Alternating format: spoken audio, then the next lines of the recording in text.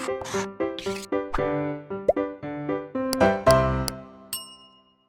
प्यारे बच्चों, कैसे हो आप लोग।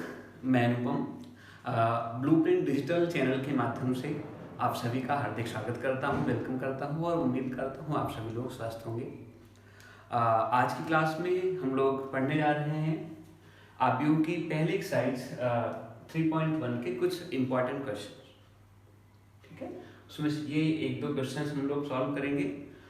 बोर्ड के पॉइंट ऑफ व्यू से ये 1 मार्क्स के लिए और ये 2 मार्क्स के लिए बहुत इंपॉर्टेंट क्वेश्चन है। 3 टाइम आपका क्वेश्चन नंबर 2 आया हुआ है बोर्ड में।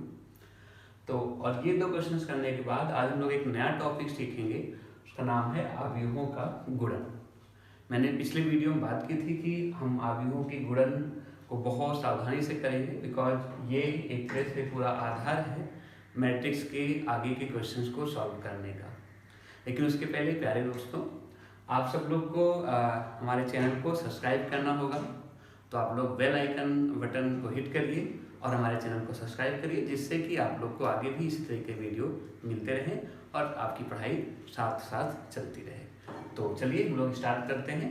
फर्स्ट क्वेश्चन से आज बारी है बेटे, और उसके बाद सेकंड पे आऊँगा। क्वेश्चन नंबर 1 है आपका, एक आव्यूह aij 2/2 की रचना कीजिए जहाँ aij = i+2j। तो इसको चलो ये वाला क्वेश्चन हम यहाँ रोक लेता हूँ। आप इसे यहाँ पे देख लेंगे, बहुत छोटा सा क्वेश्चन है, 2 मार्क्स के लिए। उन्होंने बोला है कि एक तो जो आव्यूह का ऑर्डर है, जो क्रम है वो क्या है, 2/2 का है।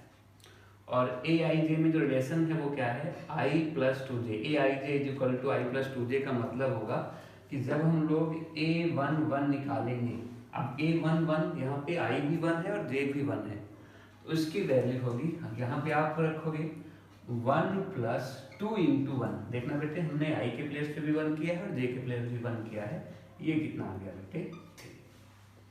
a12 अगर मैं निकालना चाहूँगा, a12 तो यहाँ पे आपको i के प्लेस पे 1 और j के प्लेस पे 2 रखना होता है। ये हो जाएगा 1 + 2 × 2। स्टूडेंट ये कितना आ गया, 5। ठीक, अब हमें क्या निकालना है, a21 निकालना है। यहाँ थोड़ा सा आपको समझना है, a13 क्यों नहीं निकालना है, बिकॉज जो ऑर्डर है वो 2/2 का है। ठीक है, तो आपको इसलिए a11, a12, a21 और a22 ही निकालना होता है बेटे। a21 मीन्स i के प्लेस पे 2 और j के प्लेस पे 1, ये हो जाएगा 2 + 2 × 1, यू गेट 4। और सबसे लास्ट में आपको निकालना होगा a22, i के प्लेस पे 1 और i के प्लेस पे भी 2 और j के प्लेस पे भी 2, तो ये हो जाएगा आपका 2 + 2 × 2, ये हमारा रिजल्ट आ गया 6। ठीक, पर ये सिर्फ अभी मैंने इनके अवयवों को निकाले हैं। फाइनल मैट्रिक्स अब उसका आप नाम दे दो, a b, जो आपको बेहतर लगे। a बस आप ये देख लोगे, a11 कितना है हमारा, 3, a12 कितना है बच्चों, 5, a21 कितना आ रहा है, 4, और a22 कितना आ गया हमारा, 6। तो 3, 5, 4, 6 ये वो मैट्रिक्स है जिसका ऑर्डर 2/2 का है, जिसके अवयव किस तरीके से व्यवस्थित हैं, aij = i+2j के फॉर्म में व्यवस्थित है। ठीक है बच्चों, तो ये आपका क्वेश्चन नंबर 1 हो गया। और भी क्वेश्चन है, लेकिन वो आपको पहली एक्सरसाइज का एक बहुत इंपॉर्टेंट क्वेश्चन इसलिए मैंने कराया है। और क्वेश्चंस के लिए आप लोग बुक की हेल्प ले सकते हो। आज ही हम लोग इस सेकंड क्वेश्चन की बात करेंगे। निम्नलिखित समीकरण को ज्ञात कीजिए, मीन्स यहाँ से हमने रफ कर दिया था, x y z की वैल्यू हमें ज्ञात करना है, जबकि ये भी एक आव्यूह है, ये भी एक आव्यूह है, वही बराबर यानी कि समानता वाले आव्यूह हैं, उनकी कंपेयर कर सकते हैं। याद रखना बच्चों कि अगर यहाँ पे बीच में x + y + ये सब बीच में प्लस माइनस लगा है, तो ये सिर्फ एक सिंगल अवयव है। ये भी एक अवयव है, ये भी एक ही अवयव, इसमें यहाँ पे 3 अवयव समझने की कोई जरूरत नहीं है। पहले ही अवयव में 3 पद हैं, 3 अलग अलग चर हैं, लेकिन ये अवयव आपका सिर्फ एक होगा बेटा।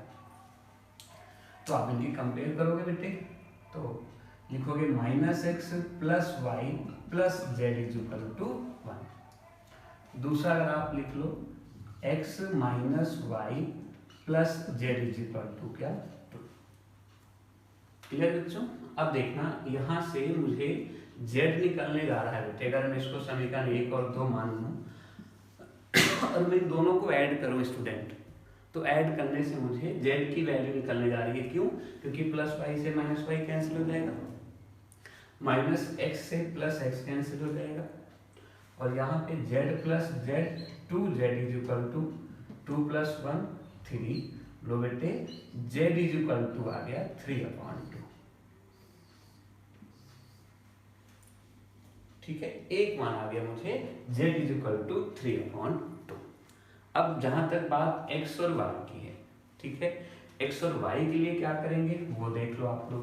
x और y के लिए यहाँ पे आप z की वैल्यू रख दीजिए। जैसे एक बार आप लिखोगे, मैं चलो यही पे इसको रफ करके बस लिख लेता हूँ कि z की वैल्यू कितनी है हमारी 3/2।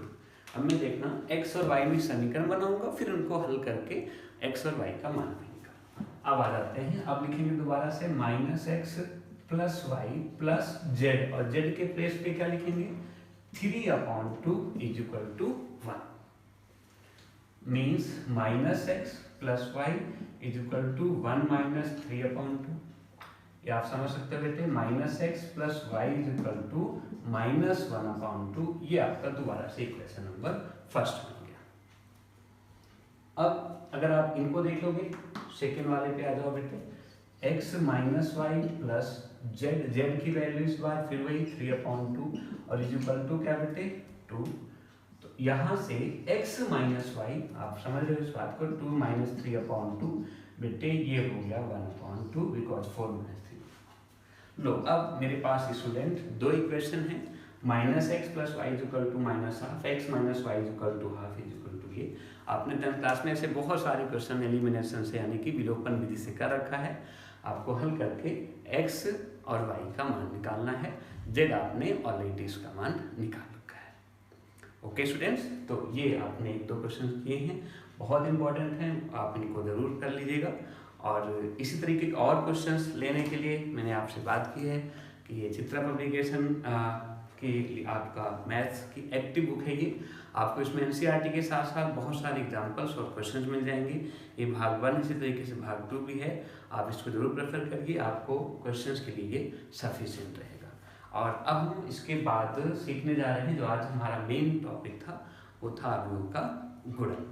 कुछ अच्छे क्वेश्चंस करने के बाद अब जो अवयव की बहुत इंपॉर्टेंट बात है, अवयव का गुणन, मल्टीप्लिकेशन ऑफ मैट्रिक्स। हम दो अवयव की किस तरीके से मल्टीप्लाई कर सकते हैं वो हम सीखने जा रहे हैं। और ध्यान रखना है कि मल्टीप्लाई करते कैसे हैं वो एक अलग है बात, और मल्टीप्लाई करने के जो नियम कायदे हैं, किन किन कंडीशन में हम मल्टीप्लाई कर सकते हैं वो हमें पहले समझना है। तो ये देखो स्टूडेंट्स, आपको इसको ध्यान से पढ़ना है। दो अवयव a और b, दो अवयव हो a और b का गुणनफल ab तभी ज्ञात किया जा सकता है जब, सबसे मेन ये सबसे इंपॉर्टेंट बात यह है, अवयव a में स्तंभों की संख्या बराबर होनी चाहिए अवयव b में पंक्तियों की संख्या के। अर्थात अगर एक अवयव a है aij और इसका ऑर्डर है मान लीजिए m × p, दूसरा अवयव b है, इसको हम b i से प्रदर्शित कर देते हैं, और इसका ऑर्डर है बेटे मान लो p × q। और अब आपको कोई बोलता है कि क्या इन दोनों अवयवों का जो गुणन है, जो प्रोडक्ट है, वो संभव है या नहीं है। तो क्या देखना है आपको, सबसे पहले अवयव a में स्तंभ देखना आप लोग, इसका ऑर्डर क्या है, इसका क्रम है m × p, और आपको मैंने पहली क्लास में बता रखा है कि जो पहला नंबर है वो पंक्ति है, दूसरे नंबर पे क्या है, स्तंभ है। तो इस अवयव का स्तंभ कितना हो गया स्टूडेंट, p हो गया। दूसरे नंबर पे यहाँ पे अगर मैं आ रहा हूँ तो इसकी पंक्ति कितनी है, p × q। तो आप क्या देख रहे हो कि अवयव a के स्तंभ की संख्या अवयव b के पंक्ति संख्या के बराबर है। मीन्स इस समय इन दोनों ही अवयवों का प्रोडक्ट संभव है। तो सबसे पहले ये बात आपको बिल्कुल ध्यान में रखना है। और अब हम लोग सीखने जा रहे हैं कि हम इनका प्रोडक्ट करते कैसे हैं। पहले हमने क्या सीखा कि किन किन कंडीशन में करते हैं। सबसे मेन बात है बेटे, अवयव a में स्तंभों की संख्या बराबर होनी चाहिए अवयव b के पंक्तियों की संख्या के।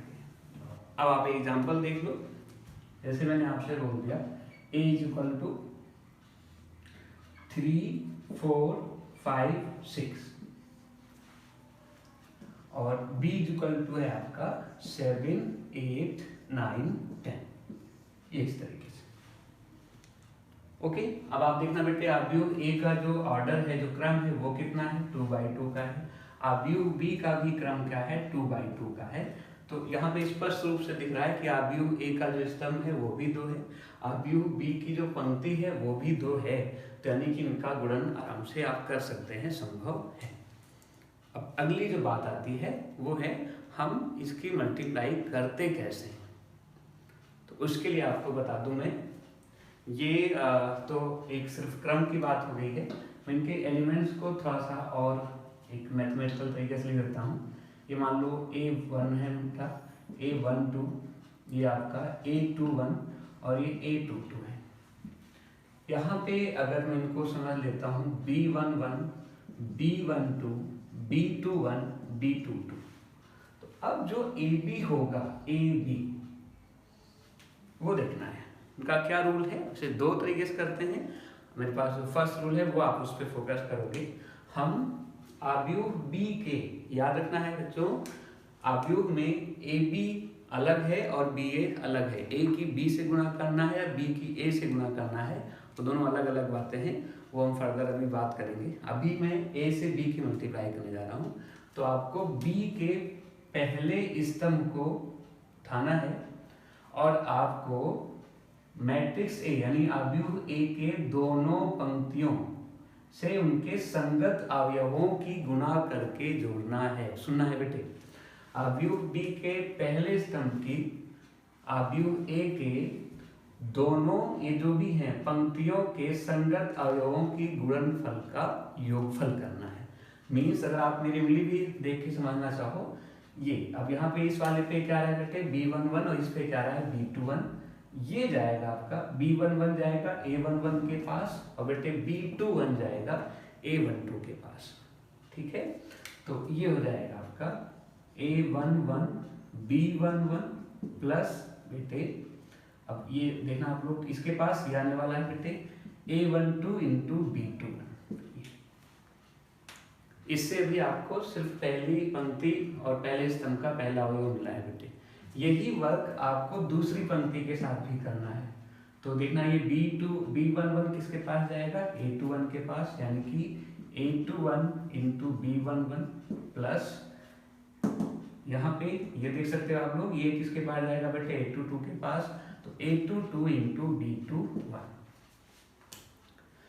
अगला स्टेप आपको बिल्कुल इसी तरीके से स्तंभ 2 दूसरे आव्यूह के दूसरे स्तंभ को उठाना है और इनकी संगत पंक्तियों पे, पहली पंक्ति और दूसरी पंक्ति पे ले जाके उनके संगत अवयवों के गुणनफल का योगफल निकालना है। तो देखना बच्चों कैसे हो जाएगा ये, A11 into B12 plus A12 into, फिर वही आगे बेटे हमारा इस बार B22। कैसे, क्योंकि ये देखना है आप लोग, इस उंगली पे आ रहा है बेटे, तो A11 के पास जाएगा और जो B22 है वो किसके पास गया, A12 के पास।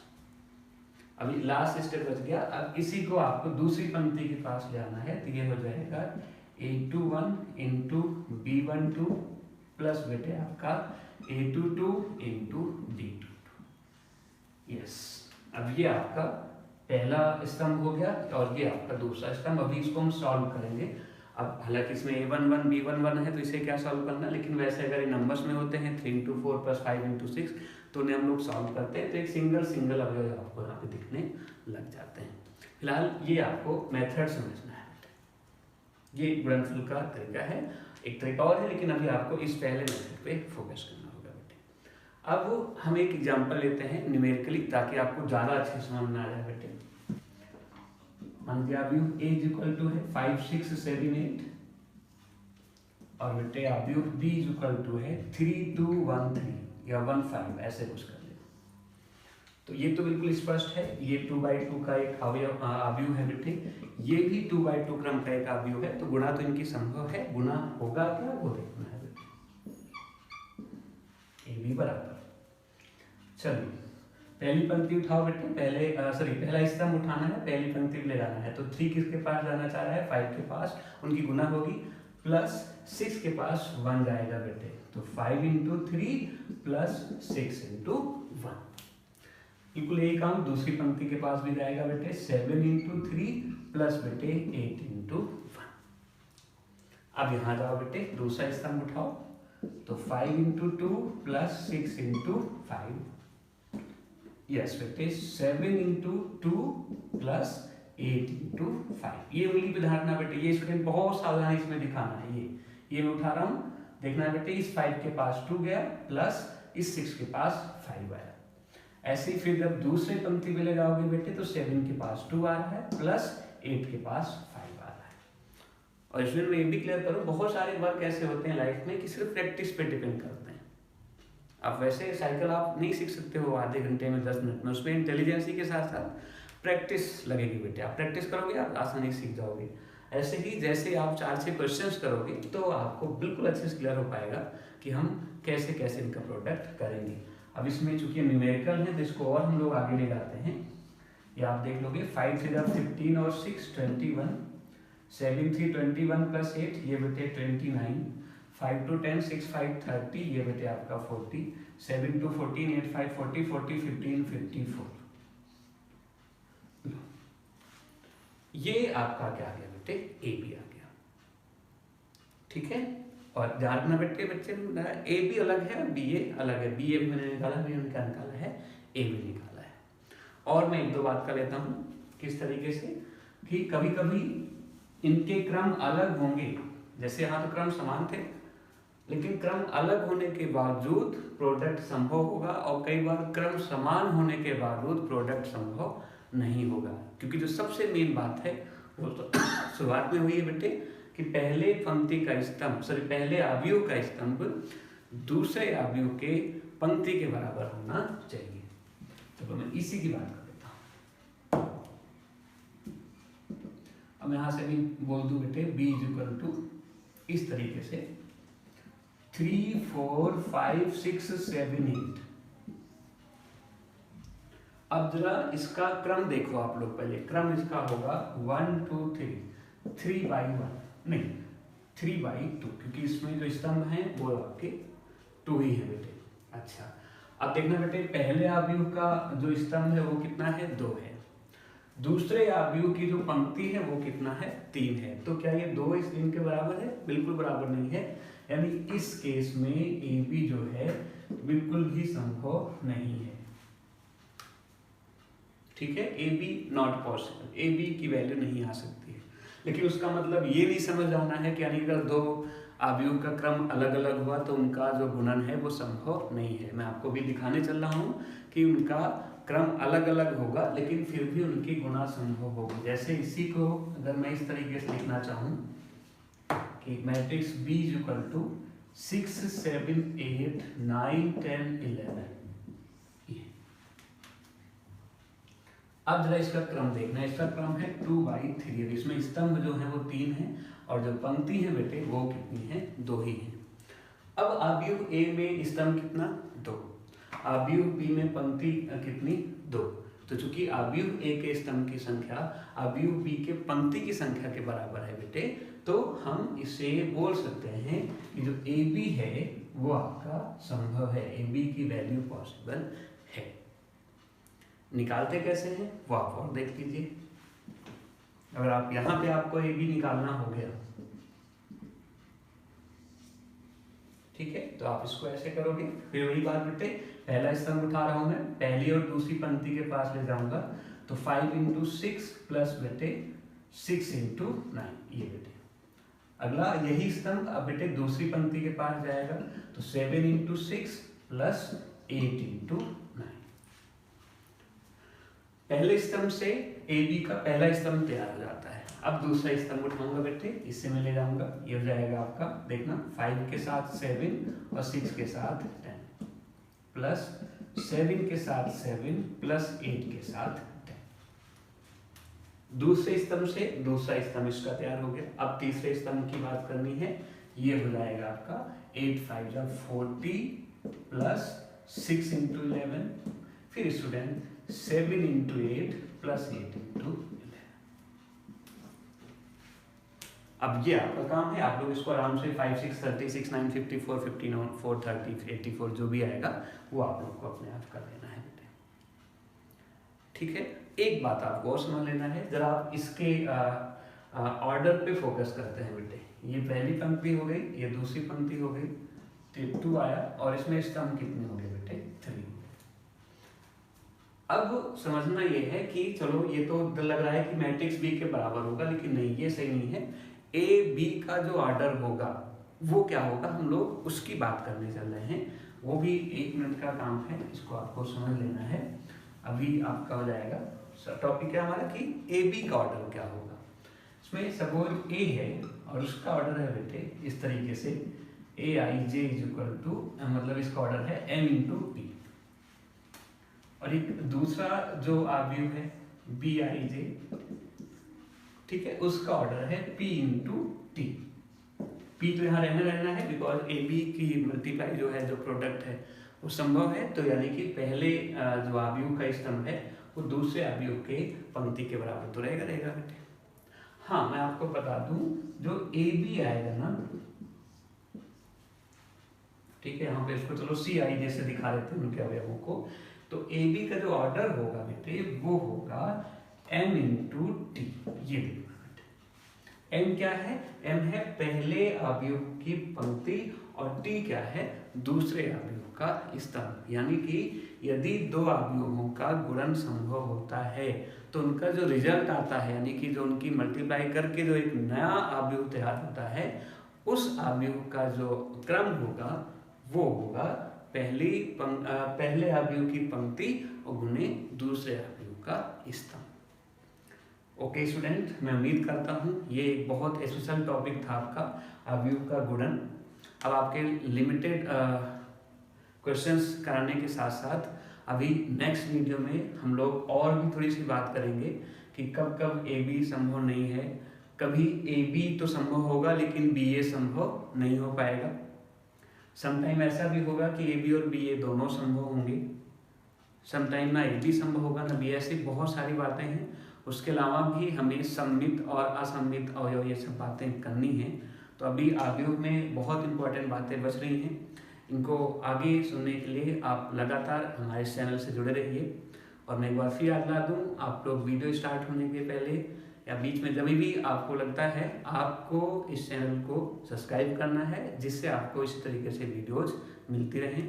और लगातार प्रैक्टिस करने के लिए और ज़्यादा क्वेश्चंस करने के लिए मैंने कल भी कहा था, चित्रा प्रकाशन की एक्टिव गणित से बुक है, आप देख रहे होंगे।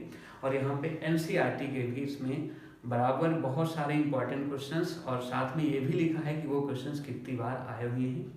आप इसको देखिए, समझिए, परचेज करिए और आप इसको बोर्ड के पॉइंट ऑफ व्यू से इसका फायदा उठाइए। Thank you so much students, आज यहाँ तक।